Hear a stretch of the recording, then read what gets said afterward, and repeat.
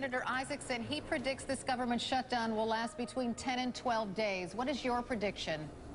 Carol, this is my first rodeo. I've never been to a government shutdown. My hope is that we can resolve this really quickly. And as you're well aware, I mean, we're asking for some pretty simple things from the Senate and the President. One is that the administration, that President Barack Obama and Jay Carney and others join Obamacare just like the rest of America.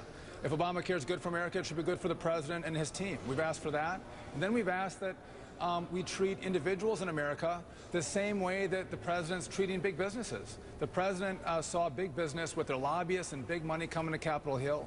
He gave them a one-year delay in Obamacare. All we're saying is give that same delay to individuals. Treat my middle-class families the same as you're treating big businesses. And if you do those two simple things, we'll have an agreement. Let's open this back up. Let's say Republicans win and Obamacare is delayed for a year or longer. What exactly does that mean for people signing up on health care exchanges today, signing up for insurance? Will that mean their insurance policies will go away? What does that mean? No, so in our latest offer, the exchanges are still up. The subsidies are still there. All we're saying is don't have the mandate that an individual has to sign up. Just like you've given a one-year exclusion to big business, that they don't have to sign their employees up. Don't make the individual. So Republicans like the exchanges? Think it's a good idea? Think they're a good idea? Yes? No, obviously we don't think they're a good idea, but we're trying to find agreement. We're trying to find compromise to keep the government open. And so what I want to be clear to your viewers is we've offered something really simple. We've come off our defund. We've come off our complete delay.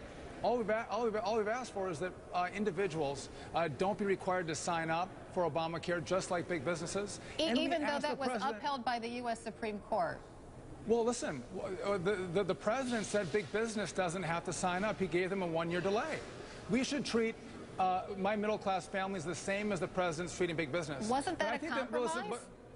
Well, no, he did that unilaterally. He didn't agree with us to that. We're just saying everyone should be treated equally. I do. But Carol, why shouldn't my middle-class family be treated the same as the big business that came up to Capitol Hill with their lobbyists and got a one-year exclusion?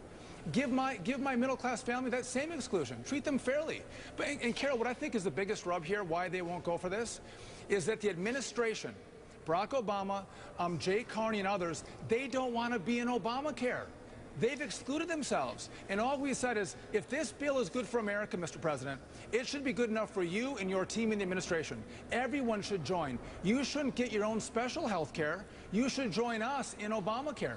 We in Congress are in it. So too should you be. Okay, listen, well, Carol, they don't want that. Let me ask you another question that affects all of Americans, and I get what you're saying, but let me ask you another question. So another part of Obamacare that's already in effect, people with pre-existing conditions, they can't be denied insurance. Would that go away if Obamacare is done away with? If the Republicans win, would that be done away with? So in our current plan, no, that would still be there. And listen, I put out my own package of health care reform a year ago, and I think having people with pre-existing conditions being able to get health care is really good. There's some good things in Obamacare, and that's one of them. And if we get health care reform in a bipartisan fashion, where both parties sit at the table and work together, allowing people to have affordable health care with pre-existing conditions is a key tenet. But see, this is what's confusing people, Congressman. So we're hearing all of this. There are some aspects of Obamacare that Republicans like. You've just, you know, you just said some of them. So why are we having this big argument? Why is the government shut down? Well, as I just said, we've offered some very simple, easy solutions for our friends across the aisle. They've dug their heels in, and they're not willing to come to the table, which leads me to believe that they want this government shutdown. They think it's a political winner for them. But again, the American people lose. But when you start with a bill that includes defunding Obamacare outright, right? I mean, that doesn't exactly engender trust with the other side, does it? Maybe not, but when we actually move to the middle to try to work with them, I think that is a sign of goodwill. But Carol, I want to be sure that your viewers understand, we didn't vote for Obamacare. This was a one-party bill. Democrats chose to work by themselves and pass this bill by themselves. They didn't include us. And now they want to come to us and say they want Republicans to fund it. I'm willing to work with them. I want to make sure this government is open. And that's why we've come so far to go a couple small little tweaks. Give the individual the same benefit as the employer, and include yourselves in Obamacare.